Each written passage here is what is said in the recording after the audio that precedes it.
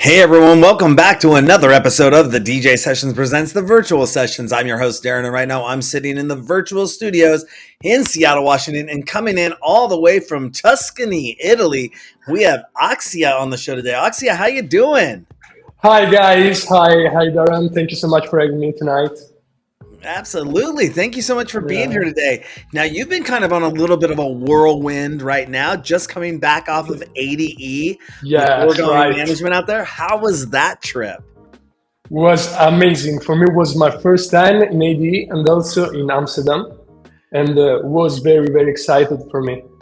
What was one outside of ADE? Did you get a chance to take in any of the sites and travel around the city and see some stuff? No man, it was impossible. It was very impossible. I Yeah, mean, I was. there's so much that happens at ADE.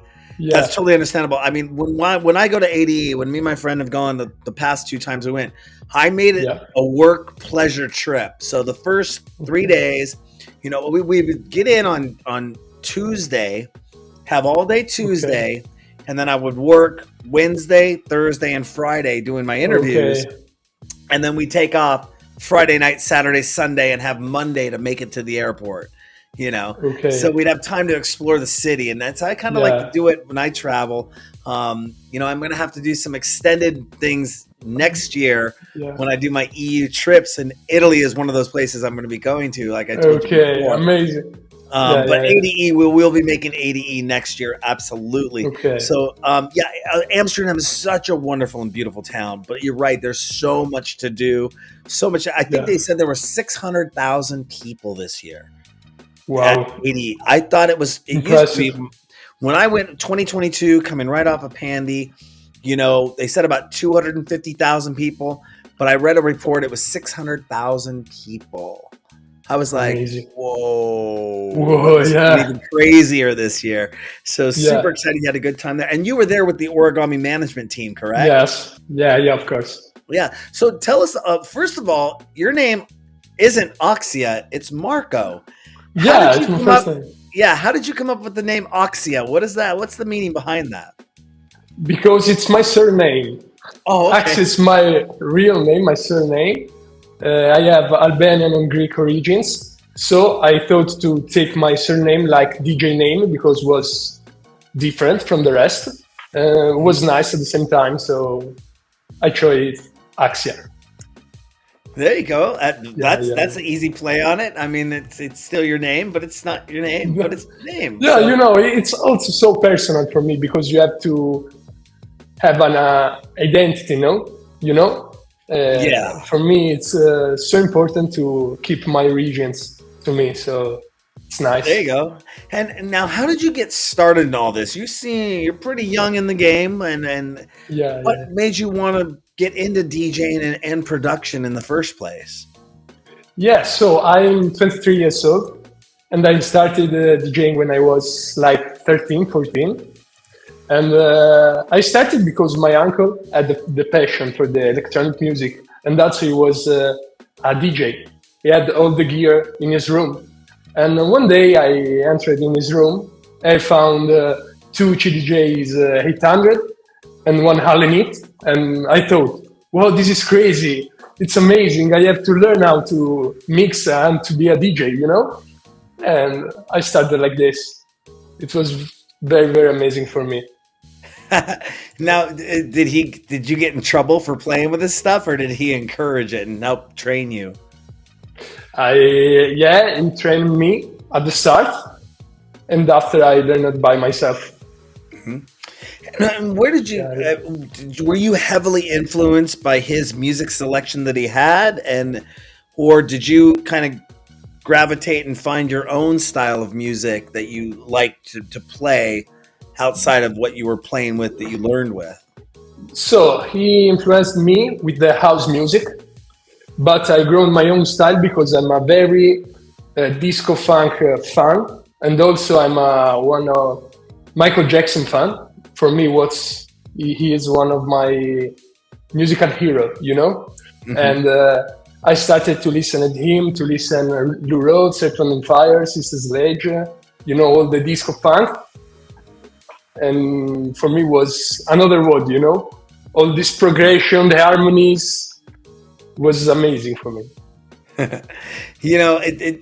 Having a lot of musical influences in your background is helpful. But the biggest thing is, and you didn't grow up having to do this, but a lot of old school DJs, they had to find record. They were influenced by what they heard on the radio or what they heard in the nightclubs. But what you heard in the nightclubs wasn't always what was played on the radio. Yeah. So if you heard it in the nightclubs and you said, I want to go find that music, where do I go get it? You didn't go to the tape store, the CD store. You had to go obviously to the record store. And if they had that record in the commercial record store, which they probably didn't, you had to kind of search for it and find that music and put together that collection. And nowadays, artists, DJs can just go and download the latest track off of BeatSource. Yeah. Right. I'm confusing Don't worry. Track Source with Beat. And Beatport, yeah. Beatport. But no, I was just talking with somebody recently, and they love going to Track Source to get their house music. And the accessibility to music it lowers the barrier to entry, not only for people to get music and play it, but for people to listen to it as well. Yeah. And create that genre. Now, when you get on stage, are you the same person in life that you are when you get on stage, or does HAXHIA take on a different persona when on stage? No, I'm a different person on stage, because in the private life, I'm a little bit shy, reserved, So when I come up to the stage, I am another person. I'm euphoric. I want to exchange my emotion with the people in front of me, and I'm not the same person. Nice. That happens. I mean, a lot of people think of me as being a personality, or being on the show, or being an artist. I'm kind of I like to kick back and chill and watch movies and make food and do things like that. So, entertainment has that duality to it, that people get a perception of, oh, you must be a partier because you're on stage and you're at the parties and you're DJing and doing stuff. And it's like, no, when I do my jobs, like I said, I get to Amsterdam for ADE. I do work, then I go have fun. Right. Who has been your biggest influence when it comes to your career as an artist, producer, DJ, and why? I think for me, if I have to pick a DJ, I pick Bob Sinclar, because I started to listen his music, but also all the catalog of the Defected Records for me is so inspiring. Yeah. We're really honored to be working with somebody who worked with Defected for a while, as I was telling you a bit about pre-show. Can't announce it just yet, but there's always hints at the DJsessions.com. If you look at the intro of our series today, which was new and updated, including that Origami Management logo there, it fell right in line with that. So go back and watch the show again, and you'll find out who we're working with. But that being said, Defected is really awesome. And, there could be, I've had people come on the show and say, it was my cousin, or it was my aunt, it was my dad or mom, I was my high school music teacher, or somebody I ran into that was a DJ at a club, has been their biggest influence. It doesn't have to be a superstar, person, but it's been somebody that really motivates you to keep going and says, I want to kind of get to that level. What beyond the entertainment and the collaborations and the releases, we'll get into some of those collaborations and releases in just a few moments, but beyond the entertainment, what is this music, what does all this mean to you as a whole? So for me, music, and first it's emotion, and and to share with the people your emotion. If you leave happy the people, you won, for me. So emotion first, and also every time I listen a track, I thought how this artist wrote this track, how is thought inside him before to write this track, you know? So the psychological and the emotional part. You know, that's the one thing I love about electronic music too, and me being a fan of it for so long, is that a well-produced electronic music track can stand the test of time. You have tracks, I could go back and take somebody to a track that came out in, let's say 1997, play that track today, and they would think, did that just come out yesterday? And they would, there's so much music being created out there. You could have stuff that's old, even though it's old, you can hear the old stuff. I mean, I listen to a lot of 80s music and 70s. You can hear the 80s synthesizer. You know, you can hear that like certain level that they didn't drop the bass or didn't the way they mastered it back then as according to now. But around the late 90s, it becomes kind of discernible because of the digital age coming into play and the techniques, that maybe they've changed over time. I'm not a producer. Don't cut me up out there, you master engineers and producers out there. But you might be able to hear, okay, I get it. I can hear that is probably from the late 90s. This is from the 2000s. This is from 2010. This is from 2020. But I mean, the rise of electronic music in the last 20 years, it is now outperforming at the major festivals, not the major electronic music festivals, but even the major music festivals as the top genre that's getting the bookings for those shows. So obviously see that rise come up, and I personally don't think it's going to go anywhere, because electronic music, the thing I love about it is that to me it withstands not only the test of time, but it breaks down the gaps between what's the word I'm looking for here? I don't want to say just nationalities, but it breaks down between language barriers, because I can listen to some song here, somebody could listen to the same song in Italy, somebody could listen to the same song in Tokyo.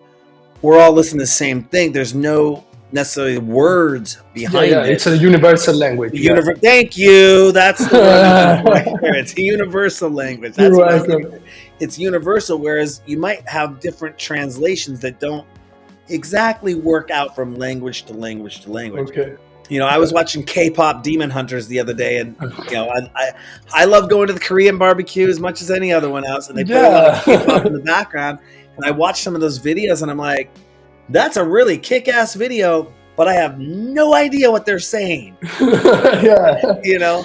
how do they translate that into English? And I'm like, well, okay, it's still a kick-ass video, because I'm a video guy. So And then you mentioned the emotional side of things, but what is your personal connection when it comes to music? And is it something you use as kind of a meditative or an outlet, to a creative outlet for you, or what's the connection there for you, as opposed to beyond the brand, or is that the emotional connection is the personal connection? I think that for me, the personal connection is when you put a track and you see the crowd reaction that follow your reaction. So, so like we are on the same journey and you follow me on this journey with the same emotion, with the same energy. I think that it's the perfect party. That is one of the things I've heard that's very key since I first started doing a DJ show. I never really interviewed and got too in-depth with DJs, because you used to only get 5 or 7 minutes with DJs backstage or at a club. I never got to sit down with them and talk with them for an hour at a time. But in the beginning stages, the one thing was searching for your music, finding your music, and then but being able to tell a story with the music. Yeah, exactly. And take them on a journey. And a lot of my sets on the show, on the DJ sessions, I used to do 1-hour sets, because it was supposed to be a taste of the DJ. Interview them for 5 minutes, let them play for 45 minutes, and then do an exit interview with them for 5 minutes, rinse, wash, repeat. That was the format of our show. And as of late, the last few years, I actually opened it up and I made it so the DJs play almost 2-hour sets. So they really get a time to take you on a musical journey. I mean, with the exception of our show we did a few weeks ago, the mobile sessions, I had 4 DJs on in 4 hours, so each one got an hour-long set. But traditionally, I like to give that 2-hour breathing room to DJs. And I thought something that was interesting is one of the DJs that played our mobile sessions the other day, they submit me their track list. All 4 of them sent me their track list. One of them submitted me a track list of 12 songs for the hour. Yeah. 2 of the DJs submitted me track lists of 30 plus songs for each of their hours. Yeah. So, but I didn't know, to me, the untrained ear, you know, that you're not looking at it like that. From a DJ perspective, from my perspective, we know you're telling a story. Yeah. What is your take? Do you think DJs should maybe go back to telling the story and playing the full track, or samples or short versions of a track if they can mix the story well? Yeah, because I think that I'm a long track guy, you know. I like to leave the track 3-4 minutes because I don't like to put verse drop, verse drop, verse drop. You can't build a journey with this perspective of DJ set. You have to leave the track, and the people have to listen the break, because it's the best part of the song, you know. Yeah. So you have to, because in the break part, all the emotion comes up. So you have to create this journey. You know, you can't put only verse and drop, verse and drop, verse and drop.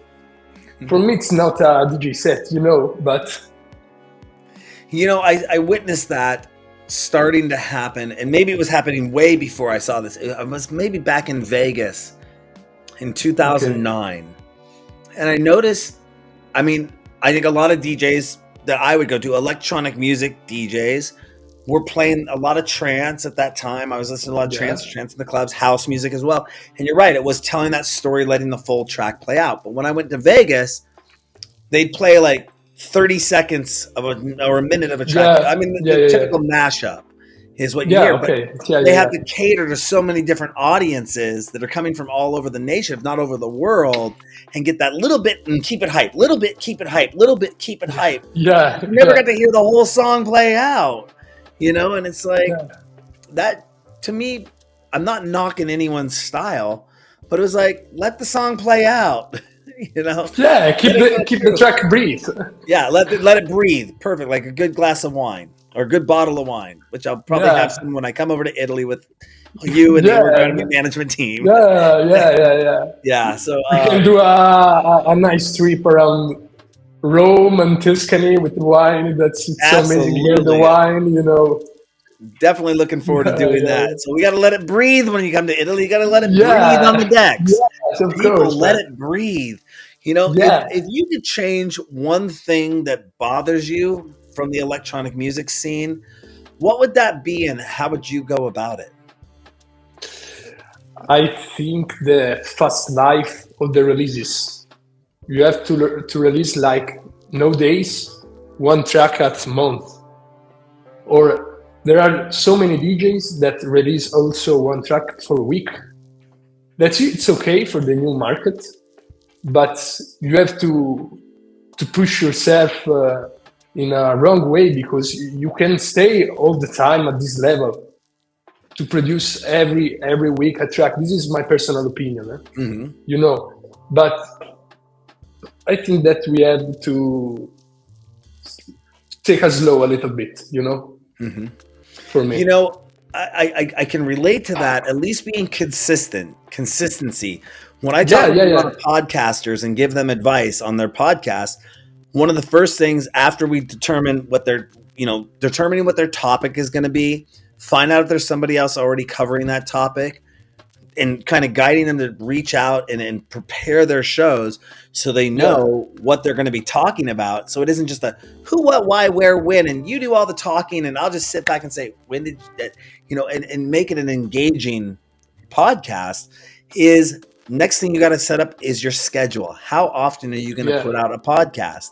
And if somebody comes to me and says, I'm going to put out a podcast once a month, I go, Okay. you're not going to have anyone listening to you. Unless you were interviewing the leader of the wannabe leader of the free world. Yeah. Sorry, I'm taking a pot shot there, but I won't name who it is. Unless you're getting some really big celebrities and it's exclusive interviews that you're doing once a month, you have to be at least on a schedule of at least once a week. You know, to even keep that frequency going so people will tune in next week. And then you got to figure out before that, how long your podcast is going to be. You know, if it's going to be 15 minutes, it's going to be 30, it's going to be an hour. Yeah. Okay. And then once you've got all that determined, you got to plan that in your schedule and don't expect to be an overnight sensation. Yeah. It takes time to build your library up because while you're doing all this, it could be 6 months, it could be a year down the road, but just keep going with it. Build your library because as you build fans, they'll go back and listen to your previous episodes and be like, this person knows what they're talking about.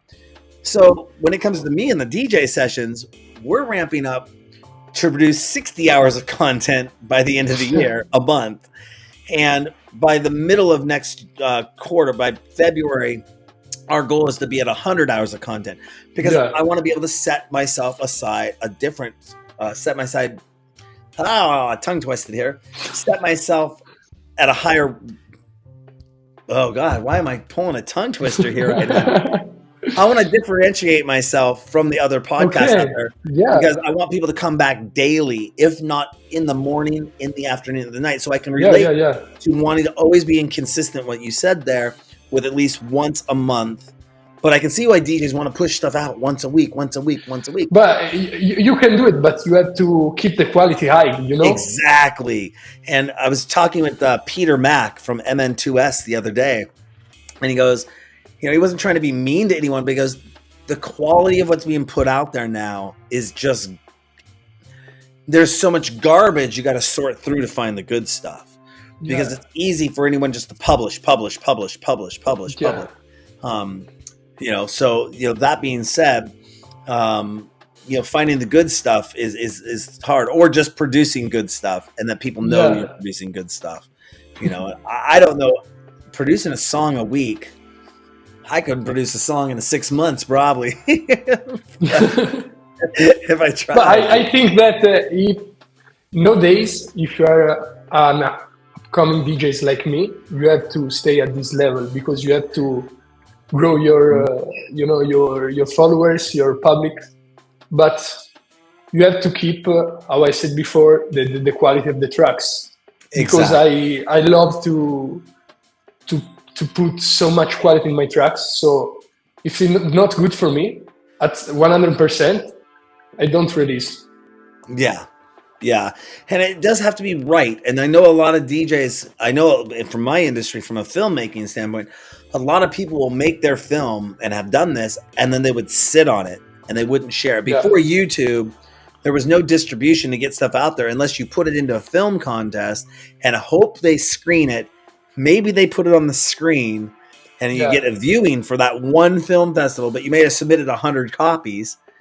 But now with YouTube and Beatport and everyone just going out of the gate, I finished it. Maybe it wasn't done. Maybe it wasn't finished, but they do it anyways just to push something out. Yeah. Of course. Rather than take time. One of our artists is looking for a really good master engineer to come in and master his tracks before he releases them, because his ear may be great, but I want somebody else to do that.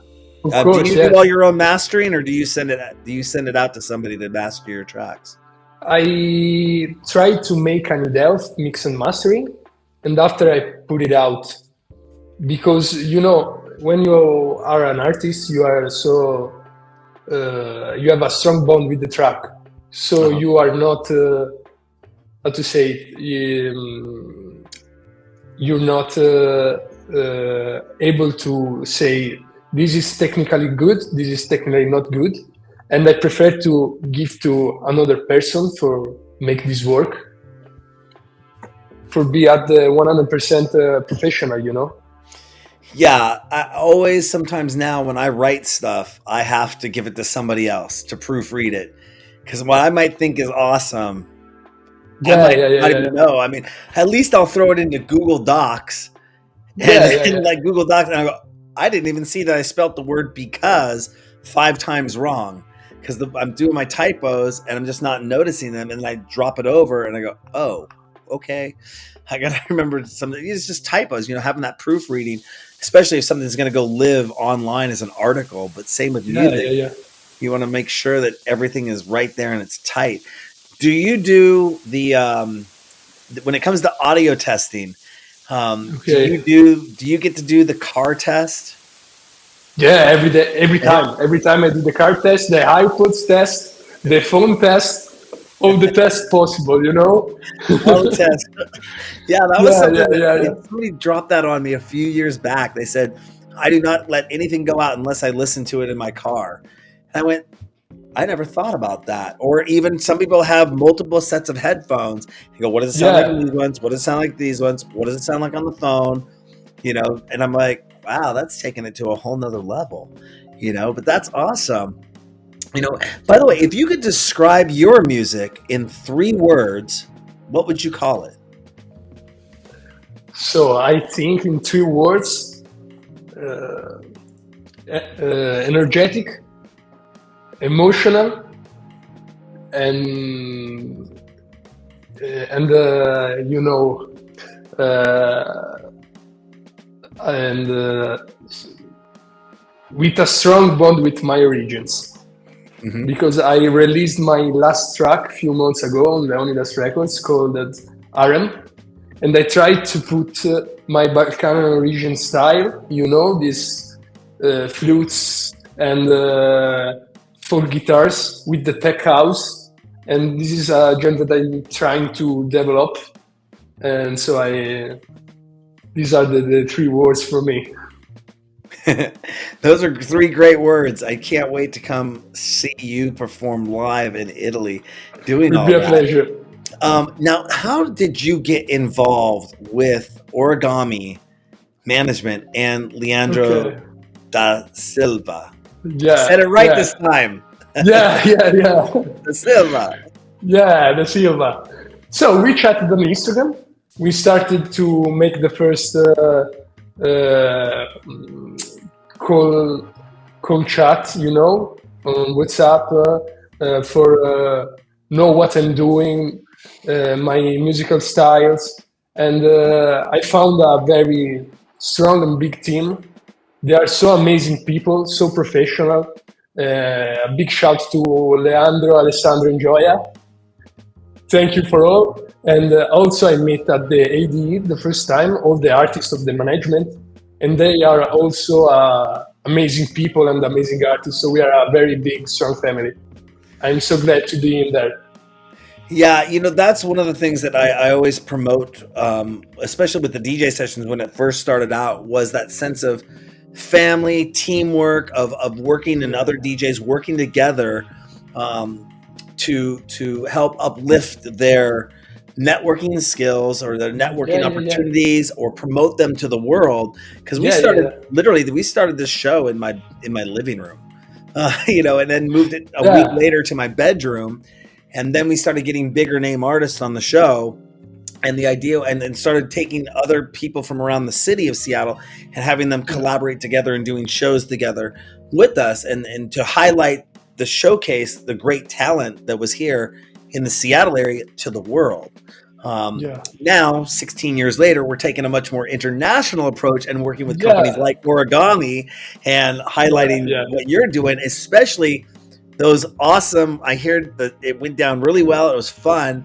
So we're going to be getting some exclusive mixes from the Origami team, yeah. It will be amazing. Origami Management team, to put up here on the DJ sessions soon. Yeah, yeah, So yeah, super yeah, yeah. excited for that, and the Yeah, partnership we'll me be too, working bro. with Leandro, Yeah, having you on the show. We just had Andrea Costa on the show. I yeah, know we've had a couple others as well, and hint, hint, working with some of the labels that Origami Management works with as well. yeah. Hint, hint, some new things are, coming out on the site. We're super excited to be working with that. But how has that inspired you? How has that been, or let me ask you this. It's been beneficial for you, but how has it been beneficial for you working with a company like Origami and that team?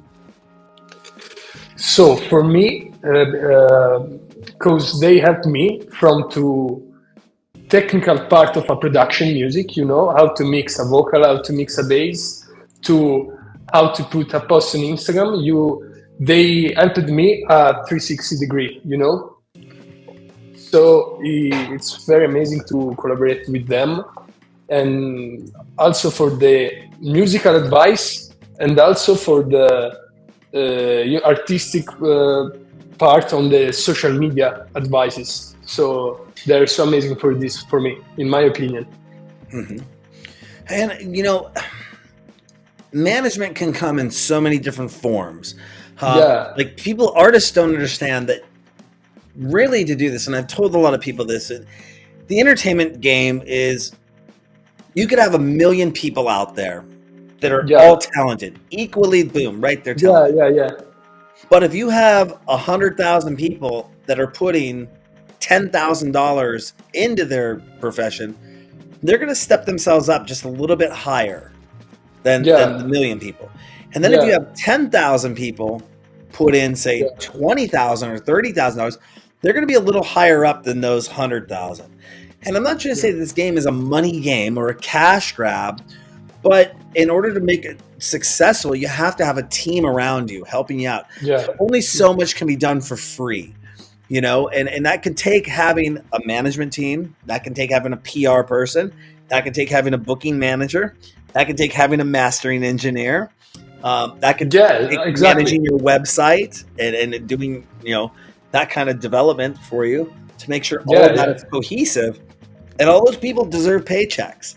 I recently found a few months back that while I wear many different hats on what I do, I have about 14 other people in my team. This is an expert there. This is an expert there. This is an expert there. And not one of them would I ever take. Say if I had A, I would never take A over to B. Not for micromanagement. It's just because I want B to be 100% knowledgeable on what they do, and A is 100% knowledgeable. They could probably do it, but why not just have your team of experts around you to make things happen? Because nowadays it's very difficult to be a one-man show, because you have to produce the track, you have to promote the track, you have to promote your social media, you have to make your flyer, you have to make your Instagram and social contents. I made also this, but with management is better. I think. Especially if the tools are there and they're helping you out on the back end. One of the companies we work with too is MN2S, and they're directly with their label services division. And people don't understand. You can push a track to Beatport, you can get it out there, but other companies may know how to get that really out there, up in the chart, and get it up there. Because that's what they have somebody focusing on doing that. Whereas you're just uploading, it's like, oh, I lived here. Where does it go now? And because there is so much competition, you need a strategy. A strategy, exactly. So, it's huge. And what are your future plans with Origami? Is there anything you can announce that you have that you're working on that you can tell our DJ Sessions fans about today? I can tell that in a few days, I'm gonna release a new track with Amlex. It's another artist of Origami, called Break It Down, and will be out the 5th of November. I hope you like it. It's like a tech house with techno influences, and I hope you like it. I'm going to ask you, it's not a trick question, but it's kind of a loaded question. It's a question that I've been asked before several times on the DJ sessions. And the question for me, it comes in the form of, what was your favorite episode, or who was your favorite person you've ever met on the show? And the question I sometimes ask producers is, I say, if you had to pick one of your productions as your most favorite one, which one would that be? And is there what's the thought behind it being your most favorite question, or your favorite track? Not favorite question. That's my favorite question. I think that for me, my favorite production now, it's the last that I released, RM, because, how I said before, it's the first track where I try to mix my origins with tech house music. So for me, it's very important, this. So I say RM. Right on. You know, Yeah. and how do you balance your producer life with all your other obligations that you have going on? Do you work a day job, or do you get to do this full time, or how do you manage all that? No, I I have not so much problem because I finished my studies this summer because I moved from Tuscany to Milan for study music production and sound engineering. I studied Okay. 3 years in Milan and I finished this summer. So I'm trying to improve now my technical and musical skills, you know? Nice. So I stay focused all the day to music production. There you go. And in taking that music production, like we mentioned a few times early in the show, going on a trip. I mean, to me, it's a little far because I think it's about a 14-hour flight. To you, it's a few-hour flight. It shouldn't be that far. But your first participation at ADE this year with Origami Management, you Yeah. know, what did that mean to you personally? I mean, obviously, you knew about ADE before you'd gone to ADE, Yeah, correct? yeah, yeah, yeah, yeah, yeah, And yeah. was that something when you were first DJing, in your early years, saying, "I want to go to ADE, I want to play there sometime"? Was that on the roadmap, or something that just fell into your lap in the last like partnership with Origami in the last few months or Oh, years that you've been working with them? so for me was a truly honor to participate to AD because I think that for the DJ is one of the biggest dream to have to play in this conference and festival, you know. And I see this first AD like the point of start for me because I'm young. I started a few years ago uh, to music production, you know, so I have to keep going and stay focused to the music. It's nice, but I have to improve all my skill uh, of my connections with the music, you know. So I'm grateful to Origami for this opportunity. Very, very grateful, and I hope to make another AD with them. Hey, do you ever get nervous before a performance? Yes, yeah, yeah, yeah. The hour before the show, I'm a little bit nervous, but Mhm. when I come to the stage, I change personality like this, you know. So the problem is the hour before the show. You When know, I come to the stage, it's okay for me. All you know, the I stress heard go some. away. Excuse me. I heard some Don't DJs this worry, year man. were having a few little troubles at the DJ booths because a lot of places may have been using the 3000s, and Okay, yeah, their there drives was weren't B. formatted for it. So they get up and get ready to play, and nobody had done a sound check or checked it beforehand. They get up there, and it was like your drive isn't working. But something Yeah, just got. I can't remember the company's name off the top of my head, but apparently they're trying to make it so that you can make your tracks and everything, and it'll be universal. It'll play on everywhere the same way. Did you hear anything about that, or see that, or witness anything like that there at ADE? for the USB device. Yeah, did Uh, anyone's show got caught up by putting in a drive and like, oh, this doesn't work? No, no, in real, but on the social media, yes, I Yeah, saw on it. social media, yeah. Some big DJs had this problem because I saw that Recordbox made an update a few months ago for a new library for the new console generation. You know, you have to update your library to the Library Plus. It's called. Yes, Library Plus. That's So, right. so you have to make this update for play on the new CDJs or the new ways the new compact console of the Alpha Theta, you know. Mhm. So there were many problems I saw on the social media. Well, that would make somebody nervous on stage, I think. you know, who's the most inspiring person you've ever met backstage, and tell us why that person was such an inspiration to you? I met during the last CMS Simon Dunmore, and I spoke with him about the new generation of DJs, the evolution of the music industry, the evolution of the house music, and he gives me some good advice for this. I'm so grateful of this opportunity, and he was so inspiring to me because I said before, I'm a big Defected fan since I was a child. So for me, it was an honor to meet him. Nice. And you mentioned that was at IMS. Was that IMS Ibiza or IMS? Yeah, Ibiza. Yeah. Is that the only place that it's handled? I thought IMS is done in a few different places. For the parties, but for the conference, it's in a big resort. In I don't remember the Cala Longa, in Cala Longa, a big resort in Cala Longa, and it's all in this resort.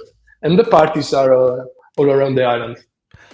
Okay, because I saw something online. It said IMS over here, and I thought IMS was in Ibiza, and I was like, yes, because they made the EMS Dubai also. Think that's what it was. It was IMS Dubai. Yeah. And I was like, okay, well, wait a second.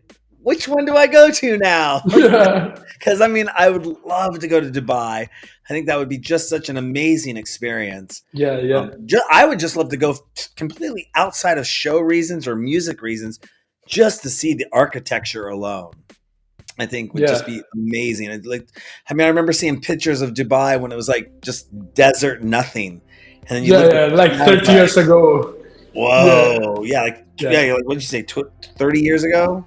Yeah, like 30 years ago. Nothing. So, so do you have some live performances? Are you on tour? Are you booking shows currently right now? Are you doing a European tour or anything on the works? Now after AD, I have a rest period. So to stay relaxed and to focus to the music production. I have few demos to release in the second month, so not very big show now, but I'm focused on the production for the moment. I know how decompression goes. It happens. I think I was telling you pre-show that my decompression from last year of going to Rave the Planet with Riverside Studios, what I thought, and it was also my 50th birthday. I was this close to going to Ibiza for my 50th birthday.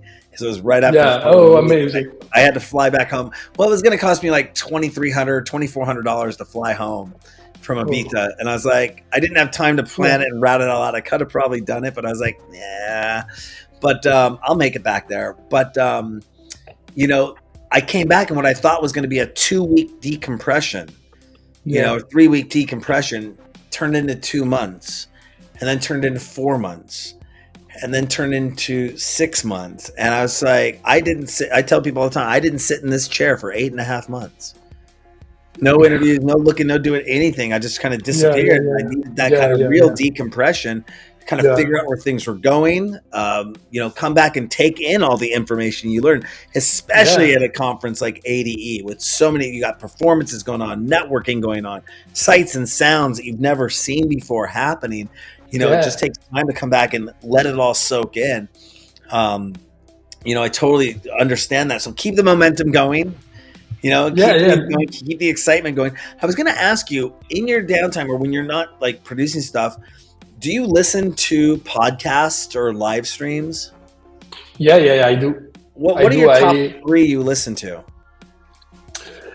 I haven't a particular podcast, but I like to listen, the crime story. Okay. It's, for me, it's so interesting to listen this true crime story, So also series on Netflix, on Prime Video about these stories.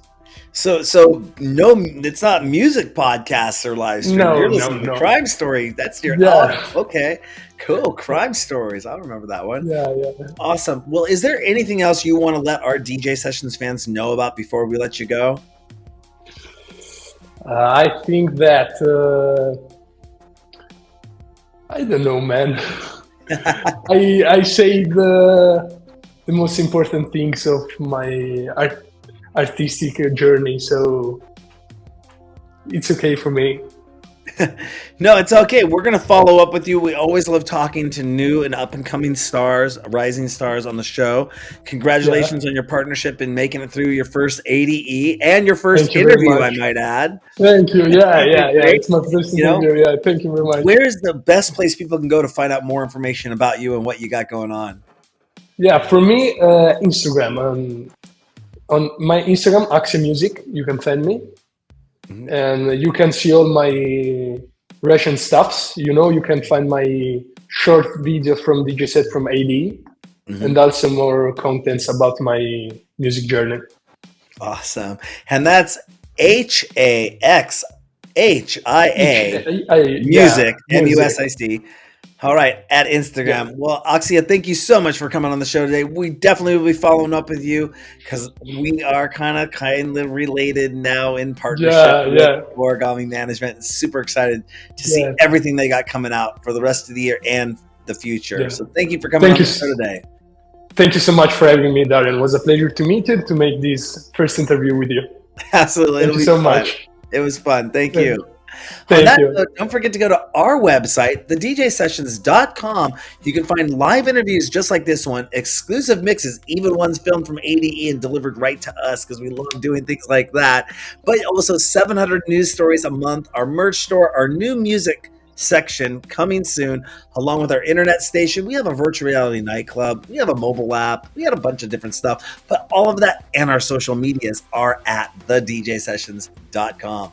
I'm your host, Darren, coming to you from the virtual studios in Seattle, Washington, and coming in all the way from Tuscany, Italy, we have HAXHIA from Origami Management on the DJ sessions. And remember, bye guys. On the DJ sessions, the music never stops.